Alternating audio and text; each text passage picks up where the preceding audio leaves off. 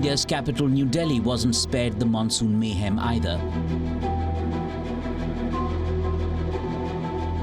On the 12th of July, Yamuna water levels breached an all-time record of 207.49 meters. This record was set in 1978 after Haryana, a neighbouring state, released water from the Hathni Kund barrage.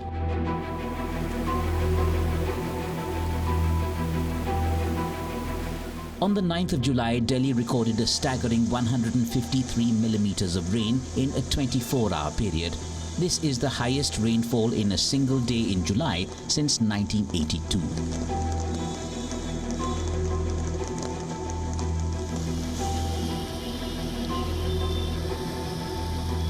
The downpour resulted in numerous areas of the city and the national capital region being submerged in water.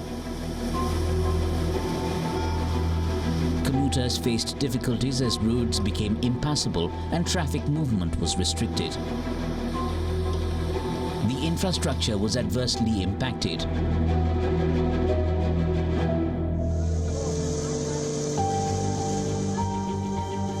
In this video, Delhi's Public Works Department Minister Atishi got onto a boat to take stock of the Yamuna River amid rising water levels.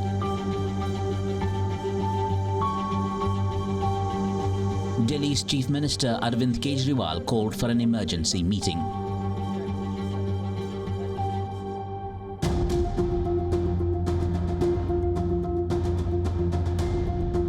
India's northeast region too has been affected by severe flooding after rains battered the region, turning roads into rivers and submerging villages.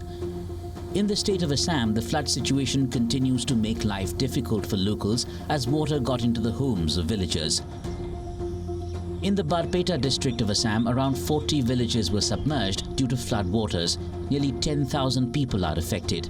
हम लोग का यहाँ 2007 में हम लोग इधर आया 2007 या 6 में तब नदी तो यहाँ से 3 किलोमीटर दूर था तो और यहाँ जो इरोजन हो रहा है 2 साल में यहाँ से 1.5 किलोमीटर था जमीन उधर लेकिन ये 2 साल में यहाँ तक पहुँच गए. Residents of the district were seen living with a handful of their farm animals that they had managed to rescue from drowning in the floods. গরু ছাগল বেড়া বরকি ইত্যাদি আৰু ধান চাউল বেলেগৰ খেত কৰি আনো হেবিলাক তলাই গেছে নষ্ট হৈ গেছে মই পুৰা দুখিত সেই কাৰণে ৰাস্তাত ৰহি আছো. This isn't the first time the villages of Assam have been inundated, leaving behind a trail of death and destruction. The Brahmaputra Valley that encompasses the northeast part of India witnesses floods almost every year, forcing residents to flee their homes, leaving behind their belongings.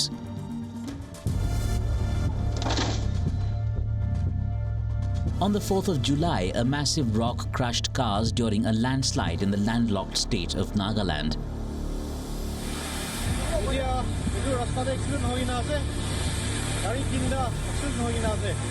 A video from the accident site shows how cars turned into a heap of metal within seconds. 2 people died and 3 were injured in the accident.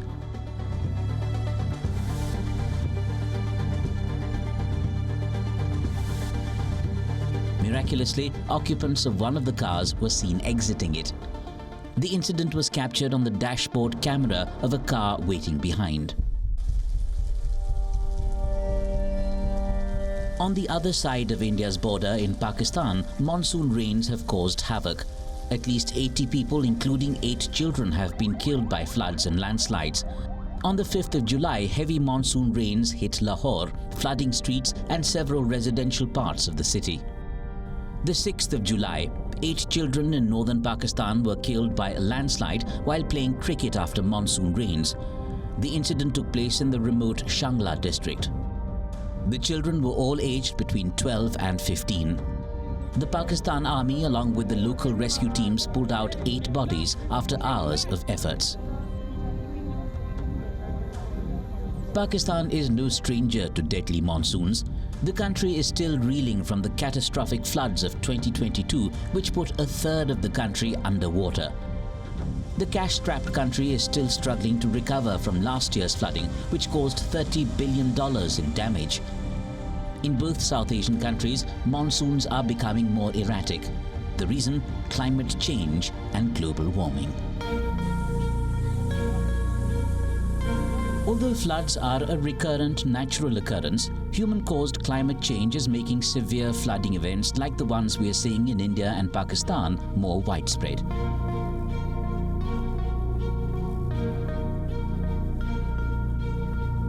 And global warming is creating complex changes in our environment. There's a lot at stake. Is it possible to reduce damage from future floods and landslides?